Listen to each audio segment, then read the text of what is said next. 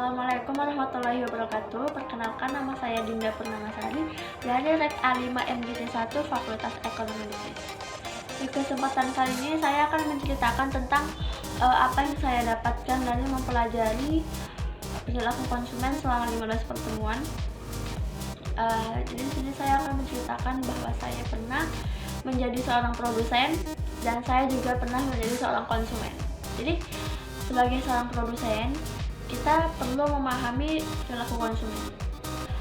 Memahami perilaku konsumen sangat penting karena sebagai seorang produsen, kita harus tahu apa yang konsumen butuhkan. Kita harus tahu apa yang konsumen inginkan, karena selera konsumen itu setiap hari berubah-ubah. Semakin kita tahu apa yang mereka butuhkan, semakin kita bisa menetapkan strategi yang mempengaruhi konsumen. Karena konsumen sekarang ini pintar-pintar dalam memilih produk, bukan hanya pintar untuk dipengaruhi oleh iklan, tapi mereka juga pintar memilih kualitas produknya gimana, harganya gimana. Karena yang menjual satu barang, contohnya menjual kipas angin di toko online, di toko offline itu ada. Jadi sebagai seorang konsumen, pasti saya membandingkan harganya dulu. Nah, jadi kita memahami perilaku konsumen untuk lebih mudah dipengaruhi supaya mau mereka membeli dengan kita gitu. Jadi konsep dasar perilaku konsumen itu ada mempelajari tentang konsumen rasional dan konsumen irasional. Jadi konsumen rasional itu adalah konsumen yang membeli barang atau membeli suatu produk itu karena memang dia butuh, dan dia membeli itu karena dia sadar seperti dia beli beras atau beli cabai, beli gas, token, itu tuh konsumen yang rasional. Dia membeli itu karena dia butuh. Nah, dia membeli itu karena dia sadar, oh saya masih pengen hidup jadi beli beras deh biar bisa makan gitu kan. Nah, kalau konsumen irasional itu adalah konsumen yang membeli sesuatu tuh karena dia tuh tertarik, lucu dengan barang tersebut. Misalnya lagi jalan-jalan di mall nih, niatnya cuma pengen jalan-jalan, tapi lihat bantal kali ya, bantal kelinci gitu kan, lucu gitu kan. Dia tak butuh, tapi dia tertarik karena dia tuh unik, dibeli sama dia. Tak sadar sampai rumah, kenapa aku beli ini padahal bantal di rumah ada banyak gede-gede, gitu. Jadi seperti itulah konsumen yang rasional, maksudnya irasional gitu kan. Nah, selanjutnya ada konsep budaya dan kelas sosial dan kelompok referensi yang menjelaskan tentang konsumen yang melakukan pembelian berdasarkan budaya setempat. Seperti setiap Ramadan tuh ada di kampung saya itu budayanya ziarah gitu kan. Jadi ada pedagang khusus penjual bunga, wewangian atau air yang udah sama botolnya itu tuh berjejer di dekat makam-makam gitu kan. Memang mereka berjualan setiap bulan Ramadan, artinya budaya setempat masyarakat itu setiap Ramadan itu berziarah ke makam sanak saudara, ibu bapak, orang tua, sebagai gimana ya, penyambutan kali ya, penyambutan bahwa udah nggak bisa melaksanakan Ramadan bareng, jadi datanglah ke persinggahan terakhir gitu. Nah, itu salah satu konsep budaya yang ada di tempat tinggal saya. Selanjutnya ada tentang 5 tahap proses keputusan pembelian. Jadi yang pertama itu ada mencari informasi, yang kedua mencari referensi, yang ketiga evaluasi, yang keempat ada keputusan pembelian, habis itu yang kelima ada keputusan pasca melakukan keputusan pembelian gitu kan. Contohnya kita lagi pengen beli handphone, Nah, handphone kita ini udah rusak, RAM-nya cuma 2 GB, ngelek-ngelek pula gitu kan. Artinya kita mencari informasi tentang handphone apa yang RAM-nya tinggi, murah, bagus, kameranya bagus, karena konsumen ini maunya yang kualitas bagus tapi murah gitu.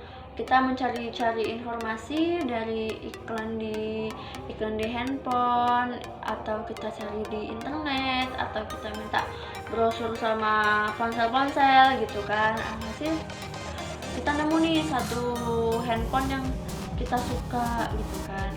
Nah, habis itu kita tanya-tanya nih, cerita sama keluarga atau teman saudara, aku pengen beli handphone aku rusak, bagusan banyak apa ya yang dibeli gitu kan. Alhasil kita dapat referensi dari sanak saudara tentang beli iPhone aja gitu, atau beli Vivo, Oppo, kameranya bagus, murah, RAM-nya tinggi, 5 juta harganya gitu kan. Alhasil kita mengevaluasi kembali tentang saran-saran dari teman-teman kita.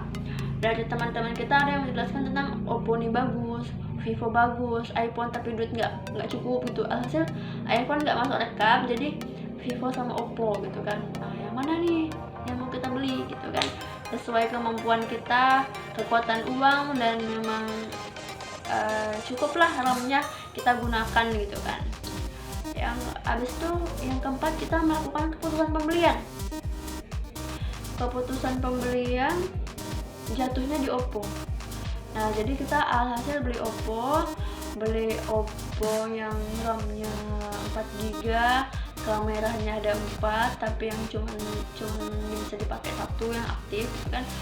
Nah, alhasil kita sebagai pengguna pasti kita mereview tentang produk kita sendiri yang kita beli gitu kan. Benar nggak sesuai iklan nggak, kameranya jernih, kita cek berapa megapiksel, bener nggak, atau jangan-jangan itu cuman tipu daya iklan gitu kan.